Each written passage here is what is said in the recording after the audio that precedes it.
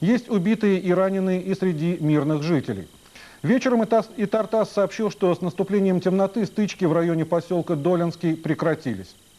Вчерашнее обращение президента Бориса Ельцина и создание по линии правительства межведомственной рабочей группы «Грозный», согласно информации Временного информационного центра российского правительства, продолжает подготовку к вооруженному сопротивлению войсковым подразделениям, выполняющим указ президента России о мерах по пресечению деятельности незаконных вооруженных формирований на территории Чеченской Республики и в зоне осетино-ингушского конфликта. Проще говоря, речь идет о наведении конституционного порядка на одной из частей России. Но, к сожалению, вчерашний день показал, что урегулирование в этой республике будет непростым. К тому же процесс этот начался с пролития крови и захвата пленных. По сообщению ряда информационных агентств, вчера близ границы Чечни с Дагестаном в плен взята группа российских военнослужащих. В то время как, по данным чеченских вооруженных сил, все подступы к Грозному закрыты, российские подразделения Министерства обороны и внутренних дел понесли первые потери на территории соседней Ингушетии. Там заполыхали 30 единиц техники. Министр обороны Павел Грачев, комментируя эти инциденты, заявил, что все это делалось с явного согласия руководства Ингушетии и при участии спецчастей МВД этой республики, открывших прицельный огонь по военнослужащим. По сути дела, считает Грачев, Руслан Аушев объявил войну президенту России. Тем временем сам президент Ингушетии Аушев обратился в Генеральную прокуратуру Российской Федерации с просьбой направить в республику группу для расследования преступных действий военнослужащих в отношении мирного населения. В такой весьма драматической обстановке сегодня во Владикавказе, тем не менее, начались переговоры между представителями федеральных властей и противоборствующими в Чечне сторонами о путях урегулирования кризиса. Сегодня во Владикавказе рабочая комиссия российского правительства провела параллельные переговоры с представителями официального Грозного и чеченской оппозиции. Комиссию возглавляет заместитель министра по делам национальности Вячеслав Михайлов.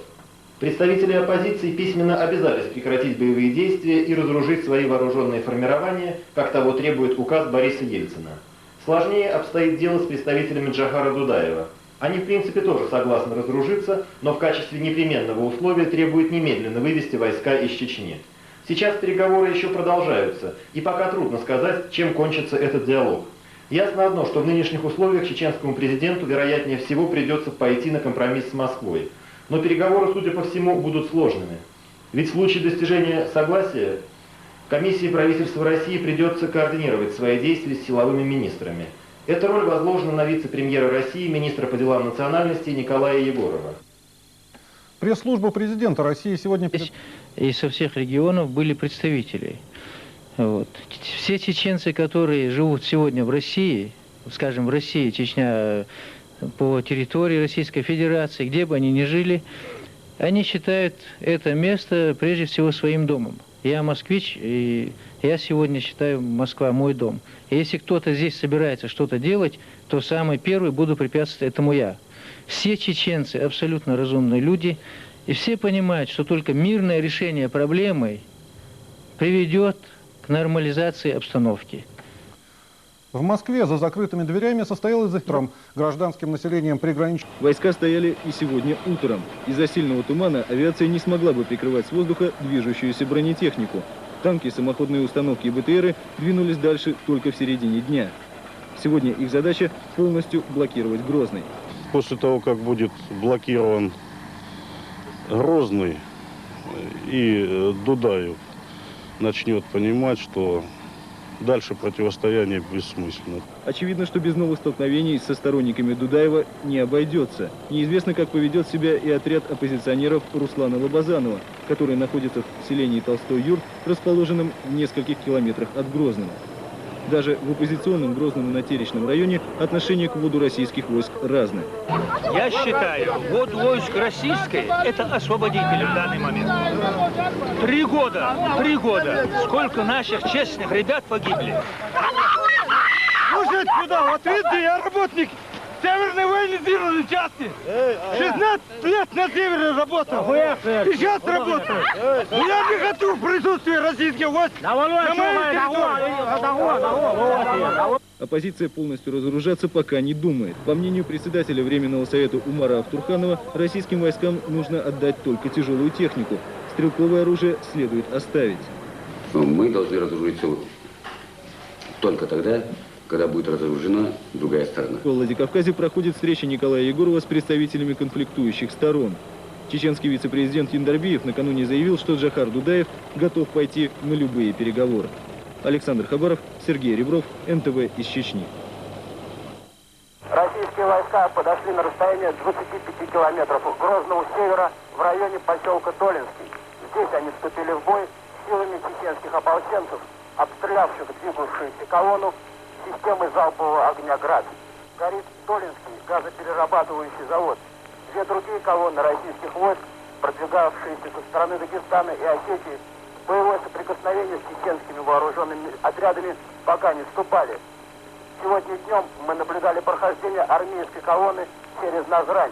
В отличие от вчерашнего дня, когда жители Ингушетии блокировали дорогу, войска сегодня продвигались без осложнений.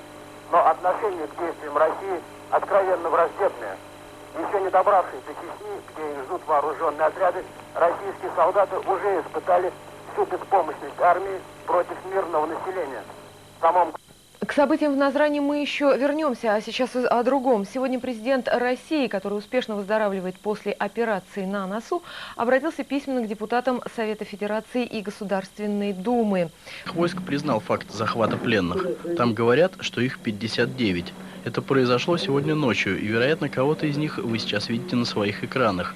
По версии внутренних войск, пленные были захвачены из-за попустительства милиции Дагестана. Власти Грозного сообщают, что произошло это после того, как из-за выстрелов военных погибло 2 и ранено 8 гражданских лиц. Нам стали известны имена 4 пленных, но, к сожалению, мы не знаем, вошли ли они в группу освобожденных сегодня вечером. Итак, это капитан Алиференко, майор Афонин, старший лейтенант Болтнев, подполковник Серегин. Все они из Нижегородского полка МВД. Вполне вероятно, что уже к утру все пленные будут освобождены. Тем временем, всего в нескольких километрах от столицы Чечни сегодня звучали взрывы. По сообщению Интерфакса, российские штурмовики атаковали сегодня северный пригород Грозного, поселок Первомайский, и восточный пригород, поселок Мичурино. На этом фоне во Владикавказе сегодня начались переговоры между рабочей комиссией правительства России и делегацией официального Грозного.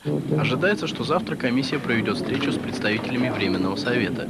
Между тем, министр иностранных дел Чечни Шамсадин Есеф заявил сегодня, что эти переговоры являются бесполезными, поскольку не выполняются договоренности, достигнутые в ходе встречи министра обороны России Павла Грачева с Джохаром Дудаевым.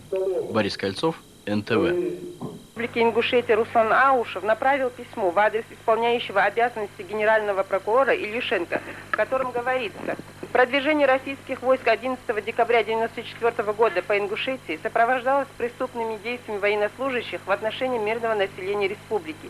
Огонь авиации и стрелкового оружия повлек человеческие жертвы и потери. Убито 5 граждан, ранено 15. Разрушено 6 домов и мечеть. Прошу незамедлительно направить для расследования указанных преступлений группу из числа работников Генеральной прокуратуры Российской Федерации. Парламент Республики Ингушетия направил телеграмму в адрес первых руководителей России, в которой в частности говорится: парламент Республики Ингушетия настоятельно просит принять срочные и исчерпывающие меры по обеспечению безопасности населения республики, мирному решению проблем. Ингушетию, едва справляющуюся с грузом нерешенных проблем, среди которых особенно остро стоит проблема возвращения 70 тысяч беженцев и десятков заложников, коснулась еще одна война, на этот раз направленная вроде бы и не против нее. Об этом говорили на митинге жители близлежащих от Назрани населенных пунктов. Происходящего очевидно, что к началу переговоров Россия заручилась более сильной позицией, чем накануне введения войск в Чечню.